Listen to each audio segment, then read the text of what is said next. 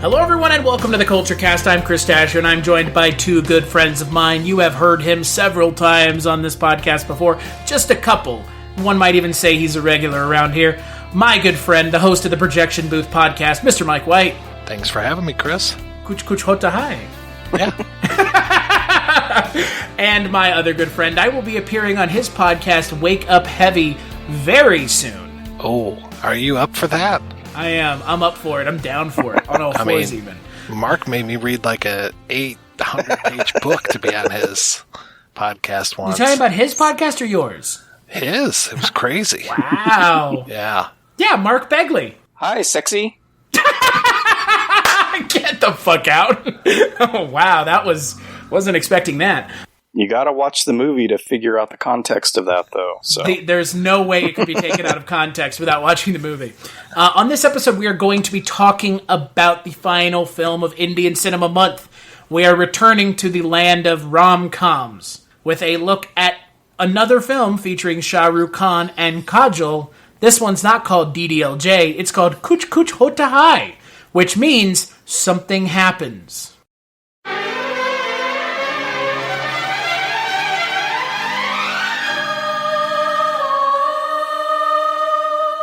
कुछ कुछ होता है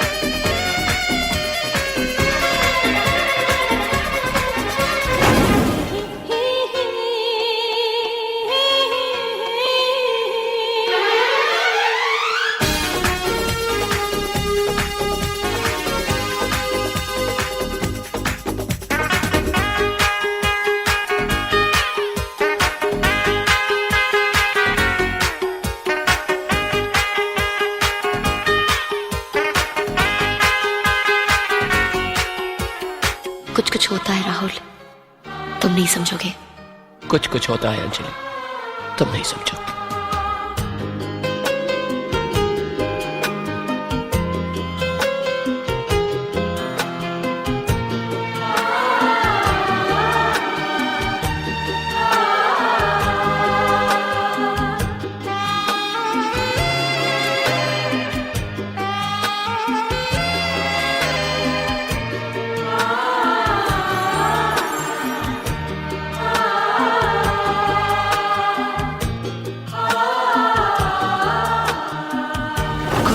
कुछ होता है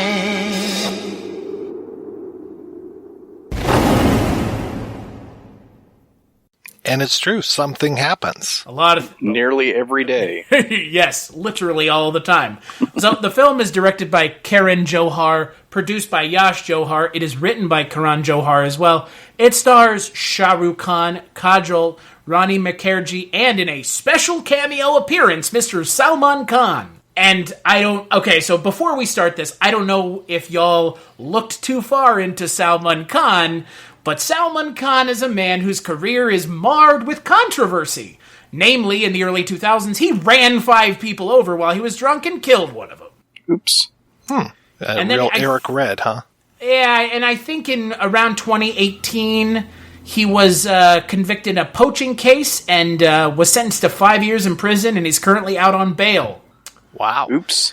Yeah, so unfortunately, my friend Neil, who was on the podcast last time, him and I talked about Salman Khan and kind of his extracurricular activities outside of his acting. So we'll be focusing a little less on Salman Khan because, again, he seems to not be the best person, and there are more than enough things to talk about without really delving too much into his personal life. We will talk about him, though. But the film does center around Shah Rukh Khan, Kajol, and Rani Mukherjee as 3 friends embroiled in a love triangle, told in reverse. Or is it in reverse?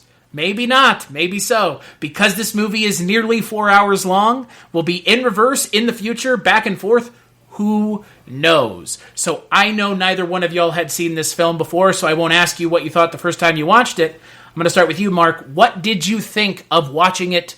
What did you think of watching the film? I enjoyed it. I feared that I would get bored knowing the runtime was 3+ hours, and I didn't. There were a few stretches where I thought, okay, we probably could have cut quite a bit of this out, but being naive to Indian cinema, especially modern Indian cinema, I kind of thought, well, this might be how their movies work, where you just get a 45-minute flashback that could have probably taken 20. You get lots of information, lots of singing and dancing, which I expected to happen. But again, the dance scenes seem to go on for maybe a couple minutes longer than necessary. But this is coming from a really naive Western view of cinema. So I just let that stuff wash over me. The story was fun. The characters were fun. The acting was generally pretty good. I was especially impressed by the young girl that played Anjali Jr., I guess, since there's two characters with the same name. And I had a fun time watching it. I kind of had to split it up because of my schedule and things going on at home here. I split it up in about 3 chunks, but did get through it all in one day. What about you, Mike? I know this wasn't Mark, this was your first go-around with Indian cinema completely, right? I've seen some, back in my world cinema days, I watched some Rai, I can't pronounce his first name, but I watched some of his films when I was exploring different world cinema back in the 90s and stuff, but not really Bollywood or I don't know if that's what this is considered, but not stuff with the dancing and... This is Bollywood. Not stuff with the dancing and singing and things like that, So, Mike, I know this wasn't your first trip around the Indian cinema merry-go-round, but I know this was the first time you'd seen this. What did you think about watching Kuch Kuch Hota Hai for the first time? I really enjoyed it. I had a great time with this. I did find it very amusing, that flashback that felt like it was an hour, maybe more. It just felt like it kept going on for a long, long time. I was like, okay, yeah, we're really doing this because, I mean, it's crucial to the story. I found it very interesting that they would start to tell it in one place and then go back into that long flashback. And I mean, we've seen these kind of love triangle type things before. I haven't seen it necessarily play out in this particular way. And this might be my first, what's the main gentleman's name? Shah Rukh Khan. SRK. This might be my first time seeing him and stuff, and I really liked him, and I thought that the two main female leads were fantastic, and I agree that Anjali Jr. is really cute and just... She could have been a precocious brat, but I'm so glad that she wasn't. I was very happy with everybody in this, and I was actually kind of happy with the way that things play out at the end with the Salman Khan character, because I was like, okay, that could have been really bad, but it didn't go there. So it's because it wasn't an American film that the character wasn't written that way. It's very strange. The character of Salman Khan is written very atypical. Yeah, I dug it. I had a good time, and I also watched this in chunks, but I was mostly like 3 hours, and then, hey, let's go get some ice cream, and then come back for the last half hour, and it kind of breezed by for me. Did your wife watch it with you? And if she did she enjoy it? She watched it with me. She didn't say anything negative. She didn't really say anything positive either, but, you know, that it's a good thing when she's not like, why the hell are you watching this? What about you, Mark? Did anyone join you, or was this solo man? This was solo. I had to start kind of early in the morning. My daughter was in class and my wife was at work. But, you know, it's interesting. I was trying to think that ending, and up until the very last couple of seconds, I thought this could go either way.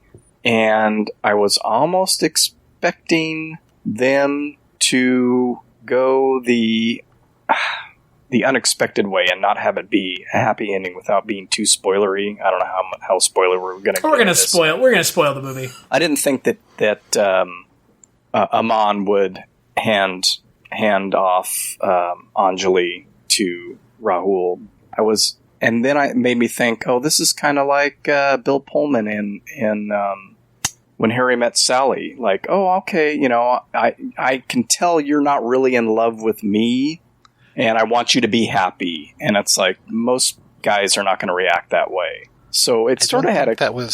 I don't think that was When Harry Met Sally. Oh, is that the other one?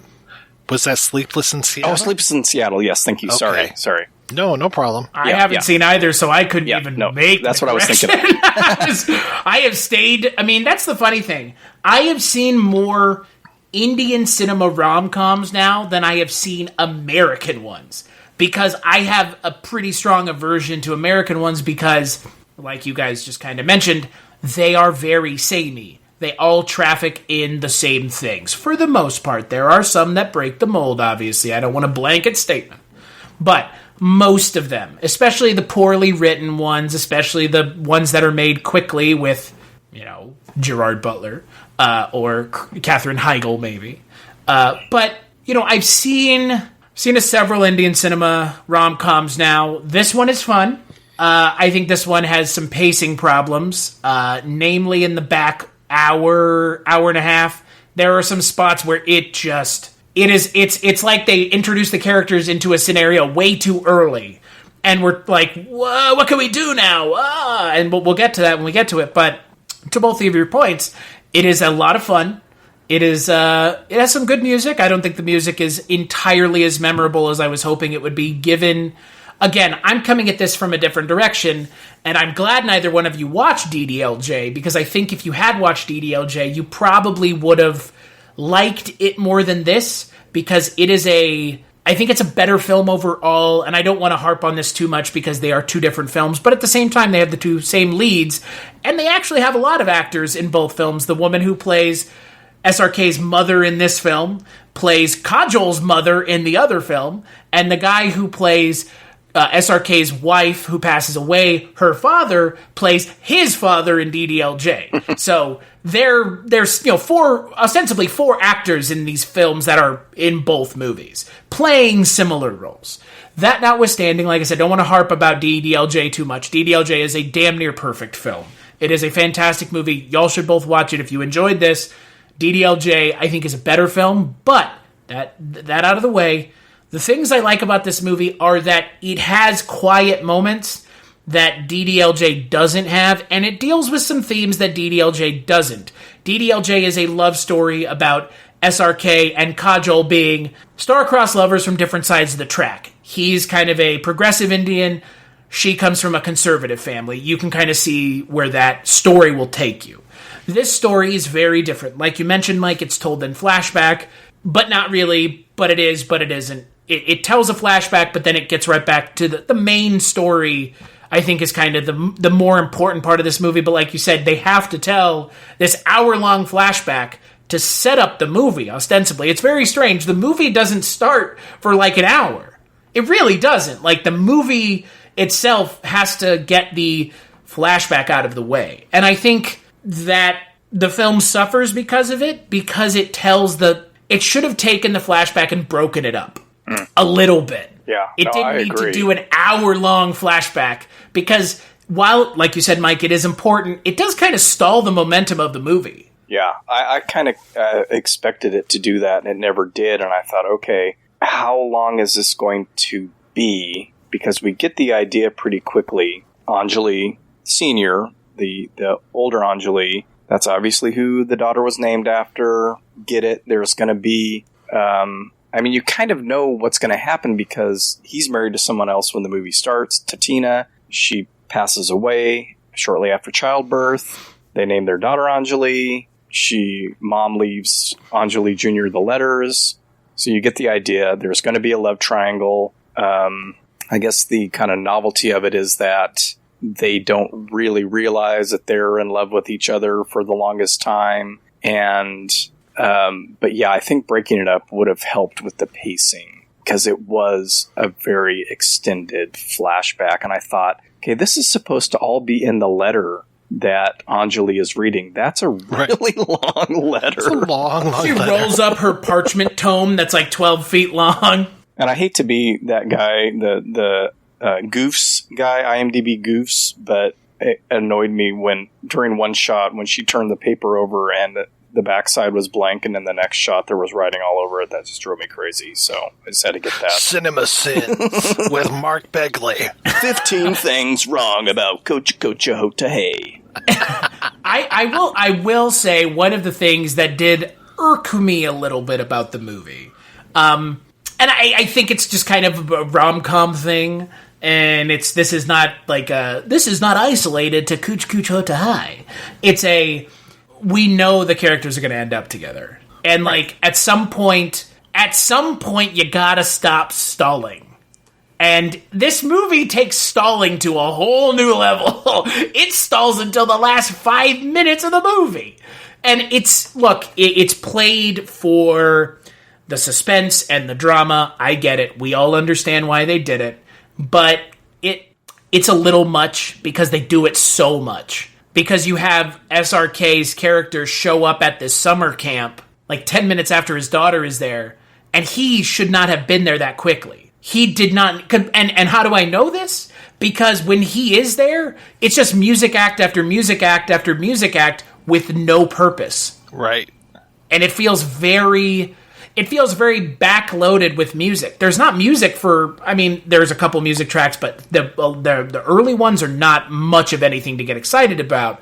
I would say the first musical piece in this film that really is exciting is the one that they're playing at the kind of the Peace Festival. Very memorable, very well done set piece. But I think kind of my biggest problem with this movie is that it just stalls too much. It tries to stall out the relationship. It stalls out the relationship between SRK and Kajol too many times. Because at some point she's like, oh, I'm falling in love with him. But then I saw the ring on my finger. It's like, what? You knew you were engaged. How did he not see the ring this whole time? Right. The moment he showed up, I mean, her hand was like right there, right by his face. Yeah. And then I'm like, did I miss something? And then it came up 15, 20 minutes later, or longer than that. But I think you're right, Chris. They play their hand too early, and then they got to fill in all this time. And that's frustrating, but also that, and I guess it's just rom-coms in general, that it's kind of a comedy of errors thing, which I just am not a fan of. Like this, it's like one missed opportunity after another. The phone call deal in the hotel where Aman and Rahul get, talk to the others, Anjali. But I like that though. I found that to be cute. That's cute, but it's like, figure it out, guys. I mean, he should know. One of them. I mean, I don't know how common a name Anjali is, but It would kind of give you pause, maybe. And but yeah, that can be really frustrating. That one missed opportunity after another. I was happy when she finally realized, because of the Neelam show when she was watching it, and he was on, but then they pull that whole thing where his back is to the camera, and I'm like, oh my god, please, if he doesn't turn around during this, and she doesn't see it and make the connection, I'm going to absolutely flip out and lose it. But there were moments like that during the movie where it was incredibly frustrating to be just like, okay, figure it out. Both of you figure it out. Right. Yeah. Romantic comedies definitely have those moments, and they can be really frustrating. There's always that moment of, oh no, you saw me speaking to this woman who I really am not interested in, but it looked like we were making out or something. And then hilarity ensues, and then they eventually figure stuff out by the end of the film. It plays along those same kind of tropes. So it's like, all right, but I had such a fun time just during the journey. I will agree with everything that you guys said, especially the whole idea of it being backloaded with songs. But I was like, by that point, I was just like, all right, I'm here for this thing. Let's keep going. But yeah, it isn't the perfect film, but it's enjoyable. Yeah. And frankly, I mean, look, that's kind of all it has to be, because the movie really does live and die by the two leads. I mean, we could say three, but Ronnie Mukherjee's, She's in the movie for 40 minutes, essentially. This is an SRK and Kajol film. They're the main front and center on the poster. She's kind of off to the side. I will say that her post-birth death was a little drawn out. Is a little strange, because the way that scene plays out 9 times out of 10 is not she's given 25 minutes to lay out the rest of the plan to the main character.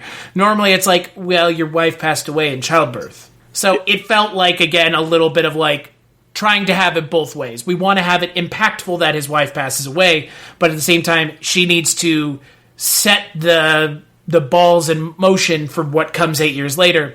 And I was sitting, my wife and I were watching, and she was like, she's just still alive? I thought she was supposed to be dead. And I was like, well... it's a plot convenience thing. Look, and I don't like Mark already said, and like Mike gave him a hard time about it. Cinema sins. You don't die that fast. But like, it's a minor quibble with this movie. But I think for me, the issue really does stem from the pacing, because I think when you have those 8 letters, sure, 0 through 8 or 0 through 4, she may not be able to read, but 5, 6, 7, she's clearly able to read these letters. You could have parsed it out over 3 letters, and I think it would have been a more evenly paced film. Because it's like, let me tell you a story 1 hour later, and it's like you go to a different movie and come back. Right. Yeah, it would have been interesting. I'm sorry. No, feel free. I was going to say, it would be interesting to go from year to year and get the first third of the story at 5, and then at 6 and 7, or first fourth of the story, and then come back.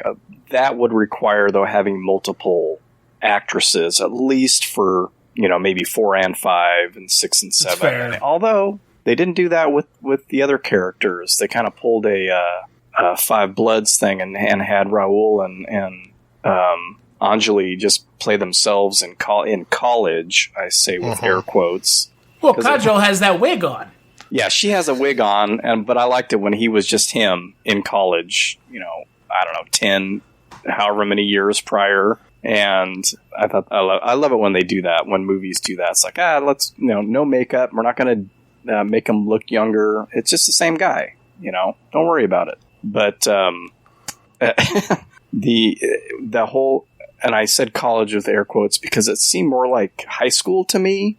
I don't know how their education system works over there. They kept talking about Oxford University in regards to Tina and her coming home. But the school itself, the way the kids dressed, you don't usually have principals at college.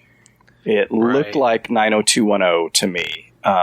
It kind of did, didn't it? Yeah, that was my second impression of the style. My first impression was at the beginning, those opening scenes between Raul and Tina were that soft lighting, and almost looked like it was shot green screen, but not. I'm not sure what that effect is. It's just the lighting and stuff, but it was almost kind of like magical realism or something with them out in the fields. And I thought, ooh, this is beautiful. This is going to be really interesting. And then the sets were so strange. It was like they were oversized, like huge sets, and the furniture was all spread out, particularly in Rahul's apartment that he shares with his mom and Anjali. It was like, they got what does he do? I know he's a businessman of some sort. That place was massive upstairs, and I don't know how many stories, and they were obviously up high because you could see the skyline, and they were at the same level as all the he's playing basketball in his apartment. Yeah, it was like, this is crazy, but the sets were weird. It was obvious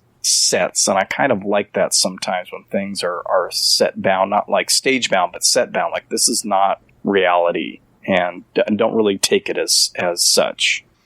It's very strange. Like the choices that they make feel like an exaggerated choice, like with what they're talking about in the 90s, right? Because I assume this movie is meant to be set in the year it's released, 98, which would put the 8-year previous flashback at 1990. It feel like if I were watching this in 98, it would feel more tongue-in-cheek than it does now. It felt like they're trying to be a little like, this was the pastiche, so let's just steer into it. Because, they're wearing Polo Sport, Ralph Lauren, and Armani, and they're all wearing, like, obnoxiously, garishly, brightly colored gear. And half the time, when I looked at the poster, I thought this was going to be a breakdancing movie. That's what it looks like they're wearing, because he's, SRK has like a backwards hat on, and she has like a headband on, and they look like they're about to go take the stage to show off their cool dance moves. But that's this weird. There is this weird disconnect in this movie with the flashback, because the flashback doesn't feel like it takes place in the grounded reality of the rest of the movie. It does kind of feel like this movie does kind of traffic in magical realism a little bit. We'll talk about the scene where she literally prays to Allah, and Allah intervenes, which is, again, magical realism at its finest, when you have Deus Ex Machina literally referred to as God intervening in the character's plans. But I will tell you, as someone who has been watching a fair amount of Indian cinema in the last year, the WWE and Indian cinema have one thing in common: don't try to have a wedding, because it's undoubtedly going to get interrupted, often by the person who's meant to marry one of the people in the wedding. Yeah, when she pulled out that folding chair, I was just kind of shocked. By God, what's Kajol doing in the WWE ring? She's coming down to the ring with that chair. Yeah, no, it's funny because in Three Idiots, there was a wedding that got interrupted. In DDLJ, there's a wedding that gets interrupted. In this film, there's a wedding that gets interrupted. It is a trope that keeps showing up, and my question is, do people in India actually get married, or is it someone interrupting someone all the time? I mean, it's a trope in these movies that they really lean on. I mean, they're leaning on it very heavily in this film. Because, again, the whole back half of this movie is Salman Khan and Kajol together, but not together, because she never loves him. She never loved him. What I didn't understand is, how did she not realize she loved SRK? She knew she loved him the whole time. That was the crux of the entire film. Yeah. Is that she loves him so much, she couldn't love anyone else. And when he shows up at the camp, she's not just like, yeah, correct, I am in love with you. I thought this was cut and... that's kind of the issue I have with this movie, is it doesn't know what it wants to do with the plot that it's set up. Yeah. Yeah, I agree. I mean, it's clunky. It's definitely clunky. Yeah. Well, that was the strange thing when, at the camp, first of all, when Anjali shows up, I don't know why she didn't just lay out the plan. She meets Anjali Sr., they realize they have the same name, and then she's like, yeah, my parents loved you, or something like that. Bye! Instead of going, yeah, my dad is Rahul. You used to know him in college. I'm his daughter. I was named after you.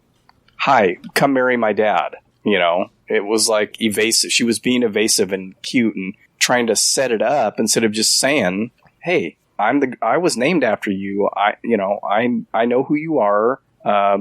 Tina died. My mom died. Blah, blah, blah. Get it over with. Mm-hmm. But then I guess you don't have the opportunity to have all the dancing and singing. I don't know. Well, you don't have the opportunity to get the last hour and 40 minutes of dancing and singing. Then I'm walking out of the theater after 2.5 hours going, what the hell? That movie was so short. I mean, that might be the expectation. I'm not really sure. I know. It is. Yeah, I know that they're long movies, and I know that they're singing and dancing, and that's usually why they're really long. And so you take an hour-and-a-half movie and you tack on an hour-and-a-half of singing and dancing. That's 3 hours. Boom, there you go. There's our cinema. And that's fine. It's just plot-wise and structure-wise, it's a little, stop and start. Yeah. I mean, I don't even think it necessarily had to have been stretched out. Like the flashback didn't necessarily have to be like the girl at 6, 7, 8, 9, those kind of things. I think even if it was just like her, like beginning of the school year, her at the end of the school year, her going to summer camp or something like that, where she's finding out these things and then seeing the relationship of her dad and the two women. I agree. I think that it should have been chunked up and told, as smaller bites than an hour, and especially because that flashback is so long, we get to see so much of the movement during that part. So yeah, I don't know. There were parts where I was just like very confused, because we are talking about how gaudy some of the fashion is and stuff, because it is set in the early 90s. When she showed up with that outfit that was like peach and pink or whatever, and everybody's laughing at her, I'm like, looks okay to me. Isn't that the style? I think it was just because they were used to her as a tomboy, but I think you're right. I'm like, the color combination isn't much worse than anything else anybody is wearing, so... I mean, and she is so gorgeous that it's like, it's one of those, I'm trying to remember, was She's it 10 all that. things I hate about it? Yeah, thank you. Yeah, it's like, I'm surprised she didn't wear glasses back in the old days, That's what went through my head. I'm like, at first I didn't realize she was even wearing a wig, and I thought, oh yeah, okay, so she's going to have really long hair later on. Got it? Yeah. And then I was like, she's not even uglied up at all. No. I mean... I thought she looked cuter with the short hair with the wig on. And so when she had the longer hair, I was like, okay, yeah, I know that's more traditional, but I really like the short haircut. So to speak to something that we've been talking about, Karan Johar, the director and producer of the film, who had worked on DDLJ before this film, he wanted to try his hand at film, and so he made some choices, because he is a costume designer, about the choices in the film. Namely, they were patterned after Beverly Hills 90210. Oh, funny. The art costumes tilt towards the West, but the soul of the film is Indian. And he told his art director to produce something similar to Riverdale High of Archie Comics. And the costumes were meant to prominently feature designer logos because they worked with Manish Malhotra, who is a Indian fashion designer. So... all of the things that we were talking about were intentional, obviously, and I think that this is something that took my wife by surprise, and I'm curious where y'all come down on it, because this movie has a lot more of it than some of the other Indian cinema films that we've seen. A lot of Hinglish in this film. Yeah. Oh, yeah. Yeah, that was interesting. Which, as someone who's been to India, as someone who has Indian friends, Mike, I'm sure you have heard it as I have, it is a thing. Unsurprisingly, again, it was India was a British colony, so it's not like English wasn't spoken for a long time. But yeah, I'm curious, Mark, what did you think of the Hinglish? Did it take you off guard? I mean, I'm familiar with it from other things, not necessarily from watching Indian cinema, so it didn't catch me too much by surprise. It was the thing that caught me by surprise was, and I didn't catch it until maybe the fifth time for sure, that Rahul kept saying, "Oh shit." And I was like, oh, they're swearing in this.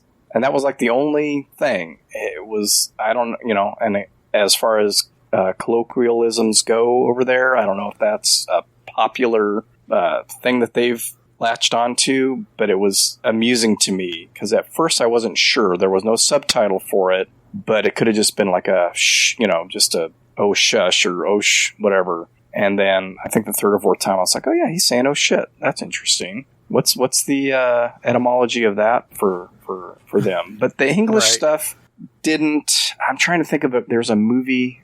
Oh, and I will never think of it because I never think of stuff off the top of my head. It's not English, but Sleepless in Seattle? Yeah. Yes, where they speak Spanglish. Yeah. I'll never remember Tom what Hanks it is infamous for that. Oh, don't you mean Otum Shank? Yeah, it didn't throw me off or take me out of the movie or anything. It was like... I will say that the least convincing English speaker is Salman Khan. Hey, man, Michael Jordan, man. Oh, my Lord. That was bad. Dude. Yeah, okay, Salman Khan, just his oscillating in English is very noticeable because he is unconvincing when he speaks English. It's very unconvincing. Well, I'm kind of happy to say that he was my least favorite of the actors, and partly because of that, but also he's not in the film as much. And also you're kind of not rooting for the guy because you want, Rahul and Anjali to get together. But right. He was not my favorite, so I'm sort of happy to be vindicated on that. Yeah, Salman Khan is an interesting fellow in this film. Obviously, he's the son of Salim Khan, Javed, and Salim, who wrote Sholay, which we watched last year. So he has a lot of pedigree in the industry. But I couldn't tell if his character was being written like an asshole or if he just has asshole energy about him. Because, again, like we've talked about, the end of the movie subverts the expectation. So I just couldn't tell if the asshole character was that just happens to be the energy and the aura that he brings, or if that was the way the character was meant to be written. I don't know. Yeah. He didn't seem like too big of an asshole. I mean, I can see your comparison, Mark, with the Bill Pullman character, because the Bill Pullman character in Sleepless in Seattle, he did absolutely nothing wrong, and he was a nice man, and I think, frankly, he was better for Meg Ryan than Tom Hanks. So I think Bill Pullman had like allergies or something. So it was like, super offensive that he had allergies. It's like, she also dumped somebody really nice in, oh no, that was Sandra Bullock dumped somebody in While You Were Sleeping. Because it was like, what are you doing? And it's like these women find like the more attractive romantic guy, and then they leave the nice guy, just standing there. I feel like I'm one of those a-holes that talks about negging women, but it's like there were a spate of romantic comedies where it's like, you're perfectly fine in this, but there's the more romantic guy and you want to be with him, and you leave the other guy there, and you hope that Bill Pullman finds somebody really super nice and then eventually becomes president and takes on aliens. Wasn't he in While You Were Sleeping too? I think you might be right, yeah. So he got... Was Peter Gallagher in that one too? Not sure. They all run together after a while. But was and Bill, I'm curious. I'm not in the McConaughey era, I'm curious if Pullman was the one that got ditched in While You Were Sleeping as well. While You Were Sleeping in Seattle. No, I believe Bill Pullman is While You Were Sleeping is the Sandy Bullock movie, right? Oh, yeah. Check out this guy. He calls her Sandy. Yeah, because he's on a first name basis. He was actually on that bus that she was driving. If you look in the back, he's way in the back. He's freebasing cocaine next to Alan Ruck. You and Alan Ruck, you're just like that. You're freebasing cocaine. Brothers. Yep. I think you're right, Mike. I mean, maybe calling him an asshole character might be a little bit of an overstep, but again, if this were an American movie, it would be that character would be written a lot more aggressively. I think. And it's not like last year we didn't see Parinda, where an Indian film can kick it into high gear and kick you in the fucking teeth repeatedly because it can. He would have been like, "Hey babe, what's going on? Who's this guy? Oh yeah, oh bro, we used to, oh yeah, Bradley she Cooper told me all Crashers. about you." There you go. Yeah, I mean that is kind of my gold standard for the asshole boyfriend is Bradley Cooper. I mean, as much as I love him as an actor, he does play an asshole very convincingly. And that's the thing in this movie, like, Salman Khan's character is a little kind of forceful and aggressive, but it always feels more like he is a woefully insecure human being who loves Kajol, but also realizes he doesn't love her. And that moment at the end where he grabs her and brings her down, my wife let out an audible gasp. She's like, "Whoa, what is going on?" And I was like, well, I'm pretty sure I know where this is going, but I want to see if the movie goes there. And the movie does. The movie ends up giving us a happy ending that feels earned. But yeah, there is that kind of fake out moment where you're like, is he going to just marry her anyways? And no, it doesn't go there. But again, that fake out at the end is nice, but in a world of so many fake outs, maybe cut out a couple so this one isn't the last one and it feels so late in the game. I don't know. I guess it wasn't a surprise. I would have been surprised if he had forced her to marry him right there. I always thought that he was going to let her go because he says repeatedly, and her mom, I believe it's her mom, yeah, because he keeps saying mother-in-law, they both know that Anjali doesn't love him. I mean, he says it numerous times, and the mom's like, sorry, I kind of feel that way too. I don't know what to tell you, guy, but so I would have been more surprised if he had forced her to marry him at that point and just said, hey, Rahul, I know we invited you, but get out of here or whatever. So it seemed like it was set up pretty early to me that it was going to go kind of like the Sleepless in Seattle route. Oh, I want what's best for you. You know, knew you never loved me, but so I don't know. The real question is, what do we think about the character of the camp director, the Anglophile camp director, who is apparently in love with Britain? Yeah, that was weird. Just a tad. Yeah. He was fun, though. I liked him and the little dude. Was that a little dude? That was my other question. Yeah. Mike White asking the questions no one else will. Yeah, was that a little dude? That's their little, the turban. Right. Yeah. He was a boy. I kept thinking that was a little girl. And then when he was like giving her a kiss at the end, I was just like, what's going on? Okay. He was funny, and then he showed up at the wedding, right? Wasn't he there? Yeah. Too? He was all over the place. Yeah, I don't know why he was like, at the who wedding, the hell but... is this kid? Well, I'm very curious. You know, we've talked a little bit about Kajol, but what did y'all think of SRK? Given that this is Mark's first SRK film, and Mike, maybe not yours, but could be. He was good for the most part. I got a little tired of him running his hands through his hair. But other than that, I mean, he played the emotional scenes very well. I mean, I texted you yesterday. I was like 5 minutes in, and I'm like, dude, my heart's breaking, and only gotten 5 minutes into this movie. And it was because of that scene, you know, with him and his wife, who's on death's bed. And so, yeah, he did fairly well playing the obnoxious college dude who thinks he runs the campus. Which is like my least favorite kind of character, but he did a good job with that and played the emotional stuff really well. And I liked how he was presented as a single dad with Anjali. He snapped at her a few times, but he seemed to be really understanding and really taking on that. You know, obviously he had help from his mom, but that role of both mother and father, and that was convincing to me. And he seemed to really care a lot about her. So I enjoyed him. Yeah, I thought he was very charismatic, and I can definitely see why he's such a huge star.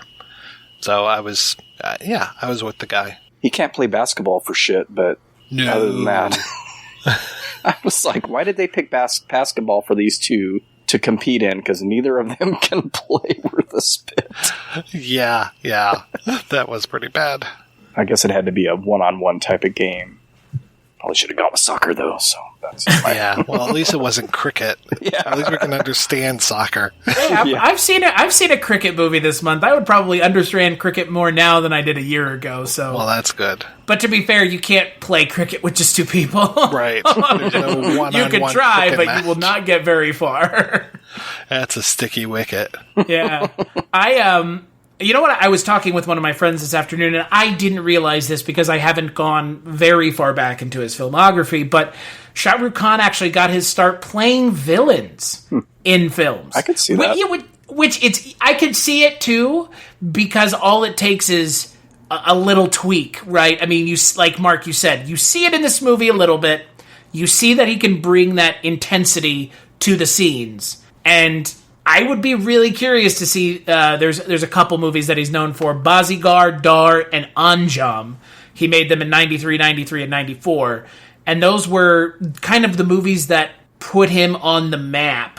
And then DDLJ, and then Dil Tu Pagal Hai, and Kuch Kuch Hota Hai continued to push him into superstardom. I mean, guy's worth $600 million. Holy shit. Yeah, I mean, we talked about this on the last episode, and I would bring it up now. We were talking about why Bollywood stars don't come to the States. And I don't think it's for a lack of wanting to. I don't think that they have to. No. Clearly, they don't. No. I mean, it's a gigantic industry, so why would you? Yeah. I mean, if you want to do some stunt casting, okay, great. But I mean, I think there was one guy who showed up in one of the Mission Impossible movies and was just like, oh, okay, I see what you're doing, Tom Cruise, you know? And that was get more Indian people to watch Mission Impossible rather than, you know, like, oh, hey, I'm going to get more Americans to watch this Indian guy. No. I forget which Mission Impossible is that. Is that Rogue Nation? 4 or 5. I lose track these days, and I hate that they have subtitles. I really believe in the SADAC amendment, where you should just put fucking numbers after them. I thought you were going to say, I believe in America. I do believe in America, except for when it comes to naming movies. Yes, the movie that you were talking about is Ghost Protocol, and it actually stars our good friend from Purinda, Anil Kapoor. So I remember that, but it's kind of like putting Chinese actors into films. It feels like a very calculated right decision. Well, at least with that he was integrated, as opposed to like the Iron Man, or what was it, one of the Avengers, I think it was, where it was like, suddenly here's a scene from China which can easily be chopped out. It's true. Yeah, I never even think about that stuff until I hear about it. I have a hard time reconciling such cynical stuff when I'm watching a movie, and then when it's pointed out, I'm like, oh yeah, that's really lame. Just, Mark, whatever you do not mention while being interviewed by Chinese media that Taiwan is a country. Don't do it. Don't do it. Don't do it, John Cena. Naughty. Your Chinese overlords do not appreciate what you're up to. Oh, do you know how many companies have gotten into trouble where you have, like, select your country, and it has Taiwan or Hong Kong or even Tibet as, like, separate countries in there? Immediate, boom, that's it. No more business with us until you change that. It's really, it's really cool. Yep. Yeah. It's so cool, in fact, that I, for one, welcome our Chinese overlord. I mean, look, if you can get in trouble with Chinese state media for calling Taiwan a country, and you're John Cena, nobody is above the line at that point. I'm trying to remember when I was there, somebody was supposed to be coming over for like a big concert. It was like a Katy Perry level type of person, and this was when she was like really popular. And she had worn a top that was like the flag of Taiwan, and just boom, that's it. Nope, Katy Perry's not coming here. Okay. I don't anticipate being interviewed anytime soon, so I don't think I need to worry about it. By Chinese for the heads media. By Chinese media. By our friends in the China. Wake up heavy. Tell us all about it. Taiwan is a country. Interview's over. I'm walking out. 再见. It's it's funny because, like I've talked about on this show before, like we've talked about before, Mike, it is a shame that Western audiences don't watch films like this. This is on Netflix. Yeah. You could go watch this. And yeah, I get it. And I get that it's long. I think we all understand that it's a long movie. I guess I just don't understand the American aversion to long films. Yeah, I don't have an aversion to long films, and there's so many Indian movies on Netflix. I see it when I follow my Just Watch app and look at the new. I mean, it's not just Netflix either. Prime's got a ton. And it's just like there'll be 20 titles, so it's amazing, and it's overwhelming, and it's like, where do you start? Where do you dive in? So having something like this opportunity pop up is a good place for an uninitiated viewer to start. And yeah, it's just, there are so many, and then you think about the length, and it's like, oh god, I don't even have enough hours in the day. Yeah. We cannot downplay the length of these movies. These movies are 4 hours long. Yeah, but as somebody who regularly does the entire Lord of the Rings trilogy extended versions on the weekends, I have no excuse to not watch at least one of these movies every so often. Sure, but you know what the easy thing about Lord of the Rings is? It's in English, and you don't have to look at the screen. True. I mean, look, I love films with subtitles. I am not a subtitle averse, but Indian cinema film, Spanish language film, they require your attention. Period. You have to be an active viewer. You can't be an inactive viewer. You can't just passively watch it. So I think that's probably it. I think we as Americans probably have devalued the viewing of movies as a singular idea so far that we can't even watch movies with subtitles anymore because we have to be able to, look at our phones, which I'm as guilty as the rest of us. Holy shit, I'm not sitting here and saying, don't sit on your phones while being in the movies, because shit, I do it all the time. But you have to be able to sit uninterrupted and watch these movies. Not breaking them up, but you have to actively sit and watch them. And I guess that we're getting to the point where that's too much of an ask. Yeah, I mean, I've been on my phone this whole time we've been recording. I kind of hoped so. Well, it's a little... multitasking, come on! You gotta get work done! Exactly. It can These episodes aren't going to edit themselves. You're editing while we're recording? Now that, my friends, that would is be devotion. amazing. Just stop listening to this podcast and go listen to the projection booth, because at this point, if Mike can listen here, talk to us, and edit, this man is a podcasting god. More so than we already think he is. But don't tell him that or it'll go to his head. The subtitles... Mike! It's true. The subtitles aren't an issue, and I think, for a lot of people, they're not an issue, and I don't want to make a blanket statement.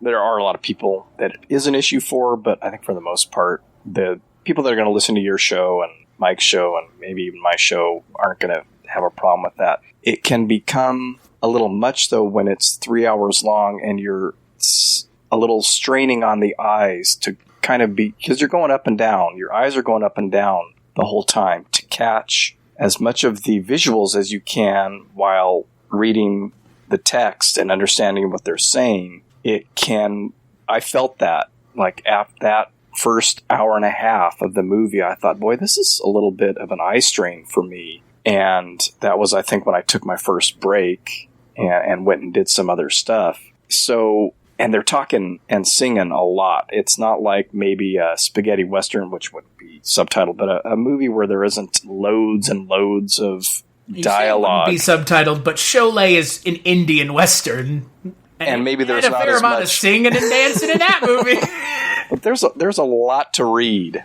Sure, and then you want to catch the context of what's happening in the scene. So there is some actively participate in a subtitled film with just the reading and stuff alone. So when it's 3+ hours, that can become difficult after a while. That was my experience, and I don't experience that much with subtitled movies usually, where I actually feel like, okay, I can't do this for much longer.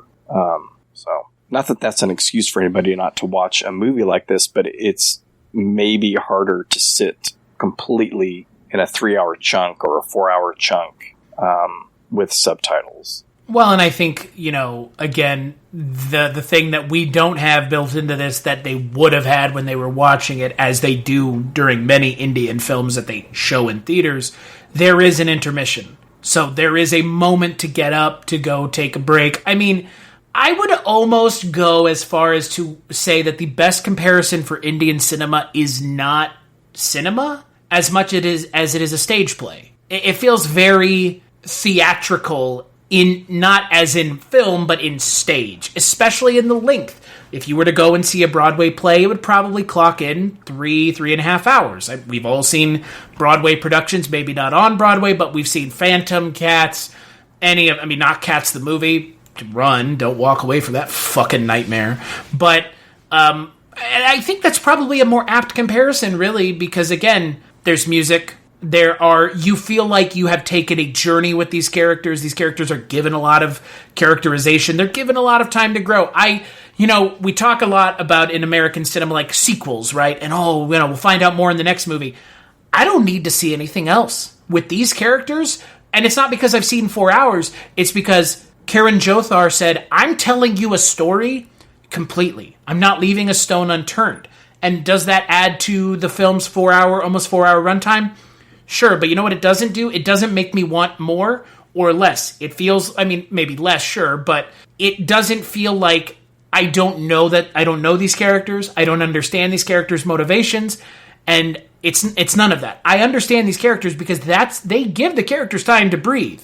Maybe too much so, but I will never walk out of an Indian cinema film, at least a good one, going, I don't know what these characters were trying to get at. Because in this, in DDLJ, in Parinda, in Lagan, you give the characters a lot of time to really breathe, to really allow them to become a character and a fully realized character on screen. And look, if that means the movie's 3.5 hours long, that means the movie's 3.5 hours long. But again, I understand the reasonings and the motivations of these characters more so than I do a lot of characters in American films when they just do something completely against type and you're like, that character wouldn't do that.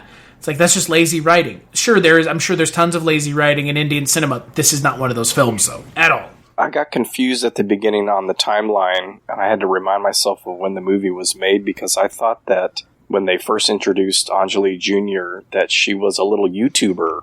I'm like, what's this all about? She's talking into the camera, come to my channel. And I was like, wait, what? When was this? 1998. Okay, this isn't a YouTube thing. YouTube wasn't around yet. And I don't even think anybody was doing this kind of stuff. The internet was in its infancy. And then I realized when they showed the Neelam show, I was like, oh, she's imitating this gal and making her own tapes and stuff. But for a minute there, I had a really weird time warp sensation. And I thought, man, even if it was a couple years later or even around the time of YouTube, to have it seemed like those kids that have their own channels now and plug these toys and all that stuff. And I was like, oh my God, what's going on here? And Sana Saeed still acting. Sana Saeed is 32 years old now. She was great. She was one of my favorite parts. Yeah. And good children actors are hard to find. Yeah. Her dance moves were like spot on. And like Mike said, I'm glad that character was not a precocious little brat, because that's do not like. It's a very easy trap to fall into with child actors and children roles.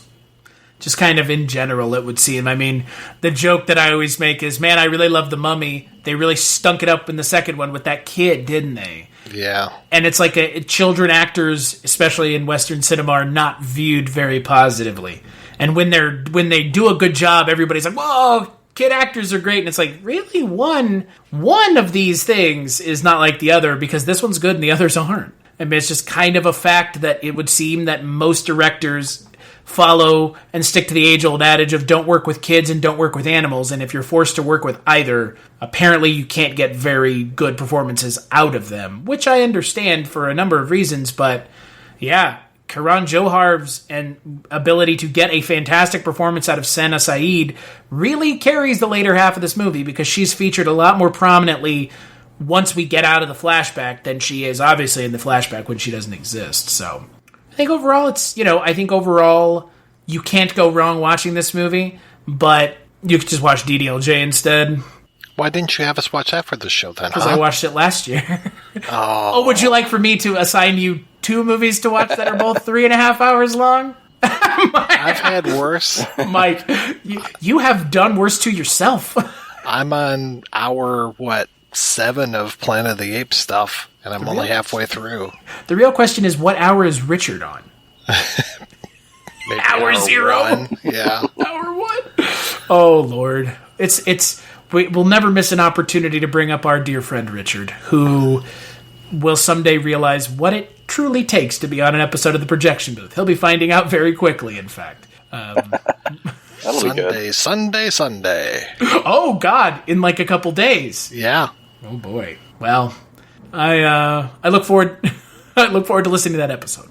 Pretty soon you're going to have hours and hours of Zapata movies to watch, so. Oh, yeah. Yep, the official and unofficial ones. 7 of them, and they're all at least an hour and a half, so. Mm-hmm. Mr. Mark Begley, would you suggest people check out Kuch Kuch Hota Hai, or would you tell them to skip it? Watch it, and I gave it 3.5 stars, so there. I'm still doing my rating. Well, you still have a Letterboxd account.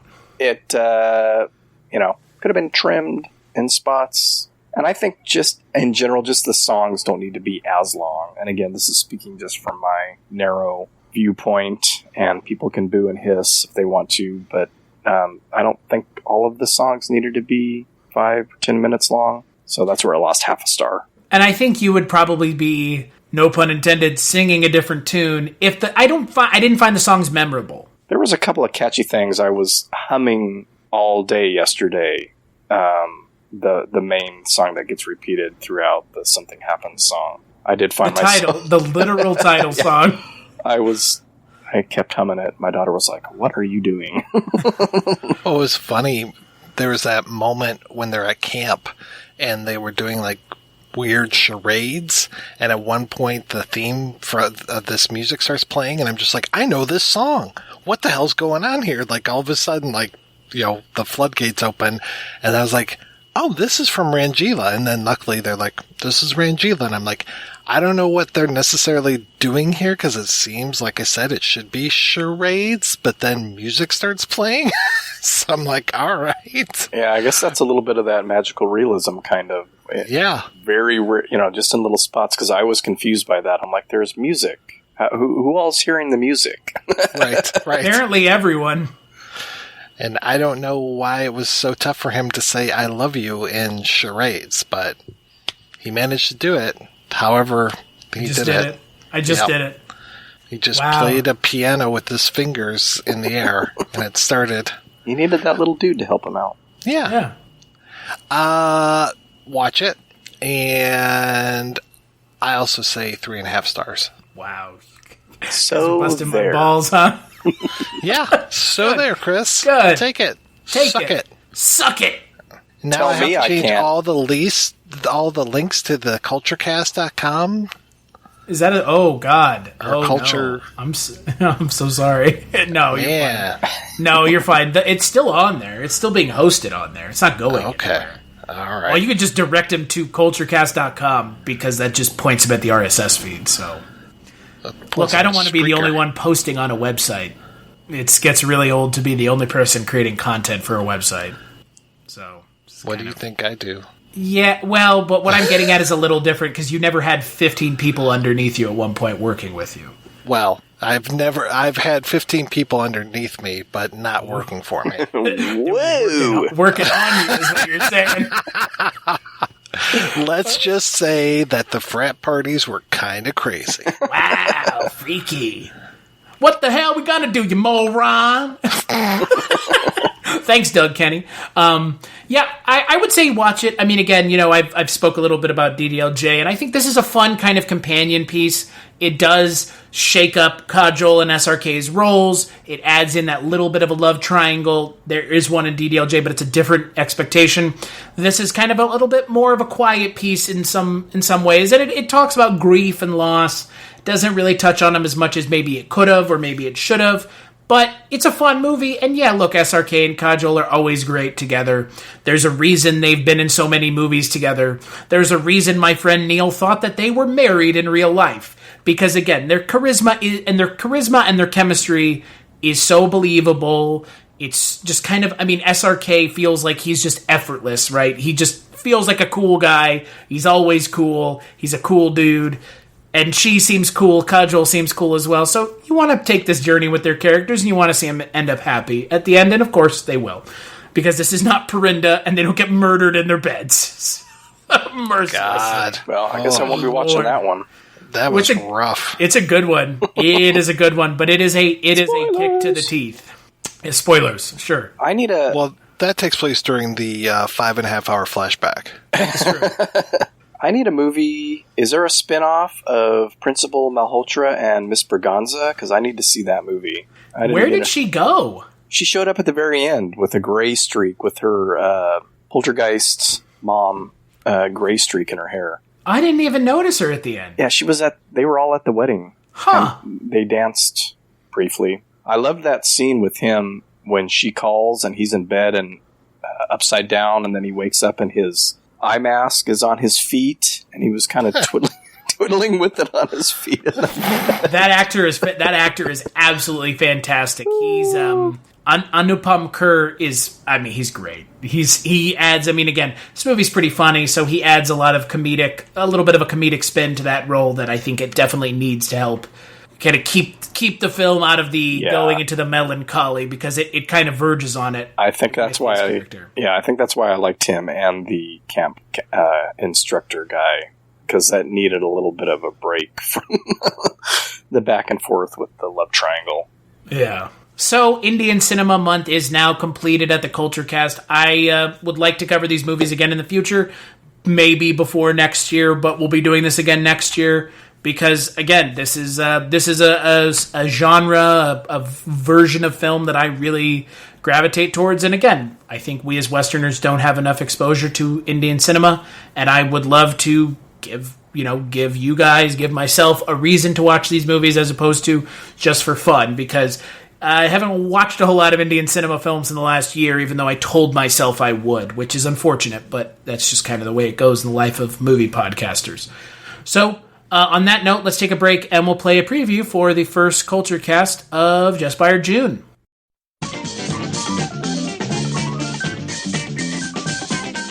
Gee, what a mob in the park today.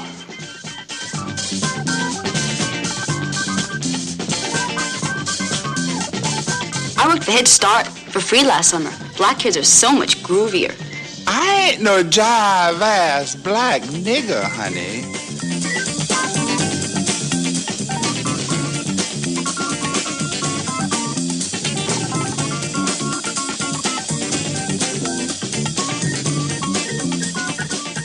Lovely set of eyes there.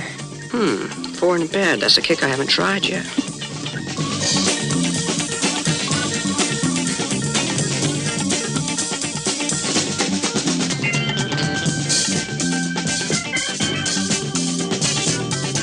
Okay, Winston. Here come the truth.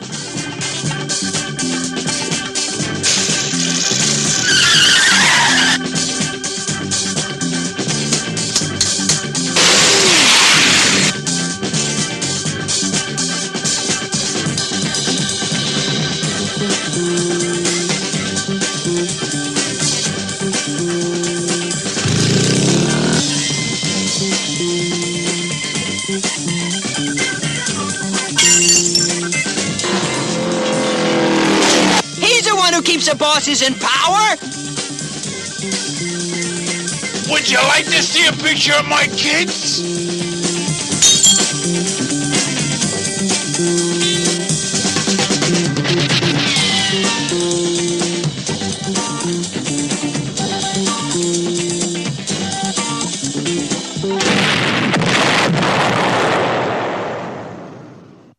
Fritz the Cat.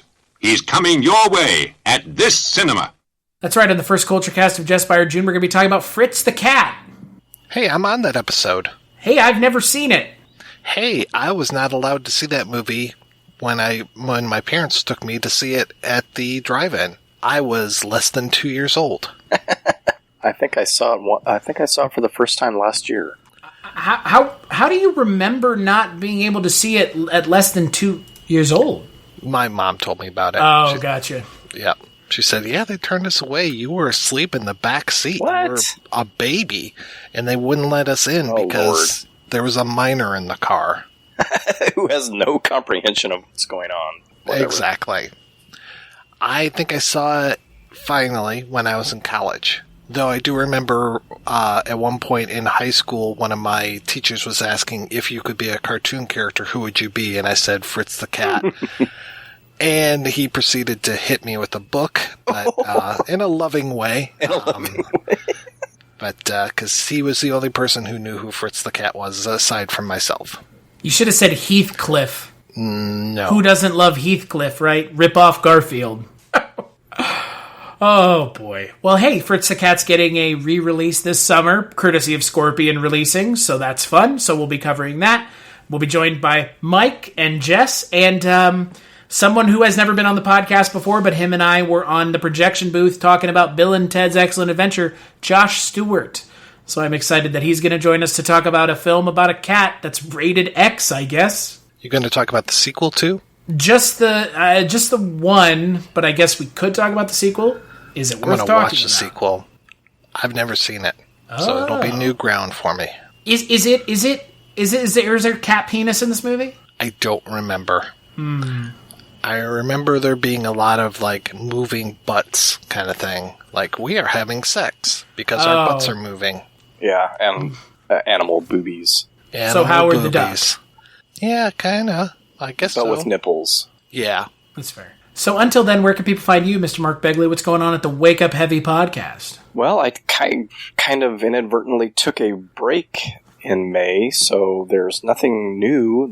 I believe the last full-length episode I did was with Mike and Sam Deegan on Looking for Mr. Goodbar, so people can go and listen to that if they'd like. And coming up in a couple of days, you and I and Jess will be talking about Poltergeist and the sequels and the remake.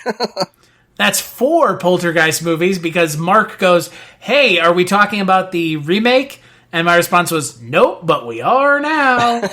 Hey, I watched every one with my daughters, so I got no problem with that. I mean, I didn't need to watch the original again, but I did, and then I told her, hey, 2 and 3 are on the Plex. Okay, let's watch them. I said, oh, hey, the remake's on the Plex.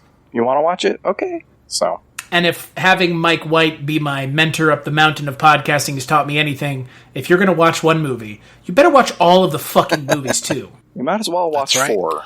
How about the Indian remake? I was about to say the Bollywood remake of Poltergeist. I knew there would be one, and I'm not even going to get into that. Yeah, I actually watched it when we were doing an episode about The Entity, but then while I was watching it, I was like, well, this is kind of The Entity, but it's also kind of Poltergeist.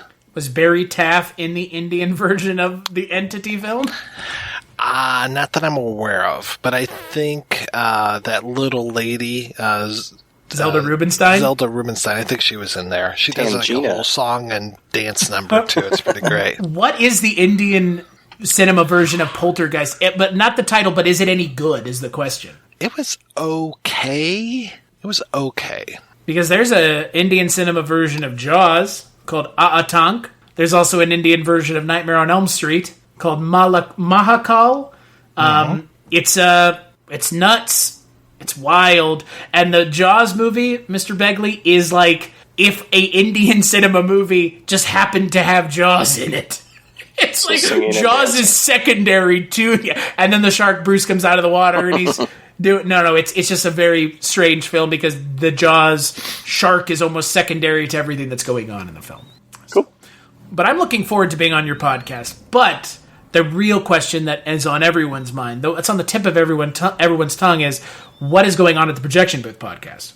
Oh, I'm sorry. I was looking up Hawa, which is Hawa is a 2003 Hindi horror film starring Taboo.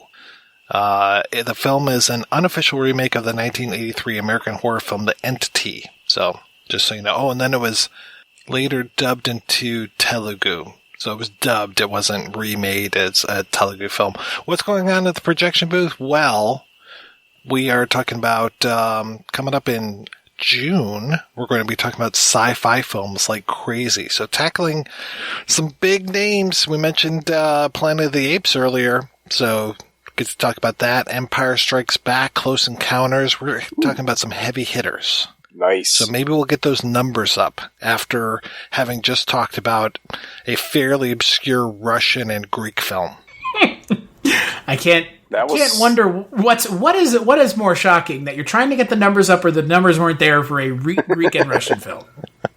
That was a heavy episode, man. Hell yes it was, and wait till you hear Eternity in a Day. That's coming up. Bruno Ganz dubbed in Greek. Yeah. It's going to be a huge. People are just lined numbers up. This one, Khan in 98? I am so there. Ladies and gentlemen, if you're listening to any podcast that's from the Earwolf Network and you're wondering why they don't cover movies that matter, it's because Mike White, our friend at the Projection Booth, has already covered them. So, there you go. I just throw some fucking shade. I don't give a shit. They don't fucking listen to this podcast. No. This podcast is too far afield for the comedic timing of Paul Scheer and his fucking gang of writers that script their podcast for them, okay? Oh, he listens to Wake Up Heavy, I'm pretty sure. Yes, well, he's got the stickers, doesn't he? He very well might. I sent him some stickers. You joke, but we know he listens to the Projection Booth. Where else do they get to cop all of their good ideas from? I don't know anything that you're talking about right now. I know, me either. On that note, as always, you can find me on Twitter at Christmas Claus. Hey, you know what? You can find me on Twitter at Christmas Claus. You can find the podcast on the internet at culturecast.com and at patreon.com/culturecast. I would like to give a thanks to my Patreon supporters. As always, you guys make this possible. But to be fair, I would keep doing this because this is fun. Who doesn't love talking about movies with their friends? I don't know. I know. I know a this. couple people that don't like talking about movies. Really? That's your fair. Your wife, your daughter, your friends at work. People who have to interact with you that aren't us. But yeah, and as always, a big thanks to Mark and Mike for joining me on this trek through Indian cinema. And we'll catch you on the next episode.